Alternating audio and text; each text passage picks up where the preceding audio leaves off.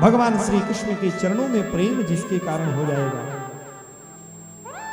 और इन सब का एकमात्र साधन काल व्याल मुखग्रास त्रास निर्णास हेतवे श्रीमद्भागवतम शास्त्रम कलौ कीरेण भाषितम्। यह जो काल है अपने गर्भ में जो सबको समाहित करने के लिए मुंह फाड़ करके बैठा हुआ है, काल भीम भुजगः। महर्षि वेदव्यास जी ने वाल्मीकि रामायण के महिमा के विषय में भी वहां पर रक्षण के विषय में यही बात कही। इन सब से रक्षण करते हुए कृष्ण संतोष हेतुकम श्रीमद् भागवत का मैं तुम्हें उपदेश करूंगा। और कोई भी उपदेश यदि हो तो उसकी प्रामाणिकता बड़ी अपेक्षित होती है। तो उसके विषय में ही स्पष्ट रूप से यह बात कहते हैं कि यह जो बात मैं कहने जा रहा हूं अपने मन से नहीं कहूंगा। मैं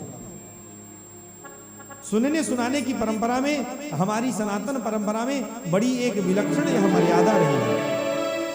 श्री राम स्तवराज में महाराज जी जब युधिष्ठिर जी ने यह पूछा महर्षि वेदव्यास जी से किम तत्वम किम परम जाप्यम किम ध्यानम मुक्ति साधनम, तो उसका उपदेश करते हुए कहते हैं कि मैं जो तुमको सुना रहा हूं मुझे नारद जी ने सुनाया और नारद जी को स्वयं भगवान ने सुनाया। इसलिए इसमें तुम प्रामाण्य स्वीकार करो। मैं अपने मन से कहूंगा तब नहीं माननी।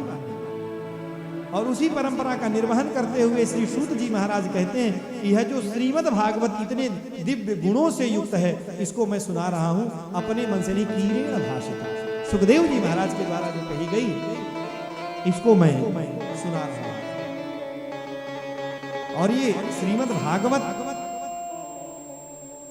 ऐसे ही प्राप्त हो जाएगी, इतना भी सरल नहीं है। अंतःकरण को शुद्ध करने का साधन कलयुग में इसके अतिरिक्त कुछ भी नहीं है। कहेंगे कि हर गली में भागवत कथा हो रही, कह रही कि सरल नहीं है।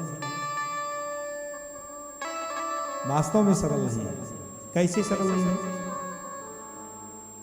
आपके पास मान लीजिए कि 200 रुपए है और बैंक में रखा हुआ है, आपके पास एटीएम भी है, सब कुछ है, हड़ताल हो गई, एटीएम मशीन काम नहीं करेगी, आपके यदि उपयोग में नहीं है, आपके लिए यदि लाभकारी नहीं है, तो आप रखे रहो उसको। श्रवण मनन निधिध्यासन पुरस्सर जब यह उपदेश नहीं होता है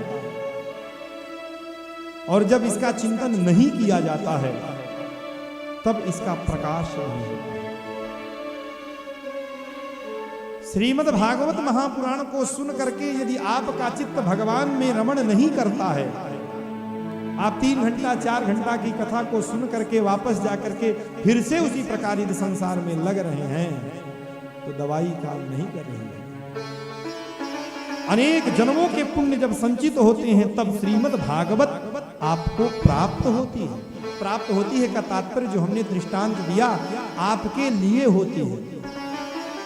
स्पष्ट कहा जा रहा है कि श्रीमद् भागवत का फल क्या है? अंतःकरण की नितांत शुद्धि। अंतःकरण की यदि शुद्धि नहीं हो रही है तो आत्मरंजन का विषय आपका केवल मनोरंजन बन रहा है। आप श्रेष्ठ इस अंश में हो सकते हैं कि आप अपने समय यापन के जो संसार के विषयों में रमण करते थे, भगवान के नाम का आश्रय है, इतनी तो श्रेष्ठता है। लेकिन यदि अंतःकरण शुद्ध नहीं हो रहा है तो ये समझना चाहिए कि कहीं ना कहीं से कमी है। ये कब होगा? 2 शास्त्र एक को लिख रहे हैं, जन्मांतरे भवेत् पुण्यम तदा भागवतम लभे। जन्मांतर का तात्पर्य अनंत अनंत जन्मों का जब पुण्य संचित होगा तब तो आपको मनुष्य देह प्राप्त होगी। भगवान की कृपा का स्फुट प्रकाश यदि हम अनुभव करें तो हमारे आपके अतिरिक्त मुझे नहीं लगता किसी और के जीवन में होगा। दिव्य मानुष देह हमने प्राप्त की,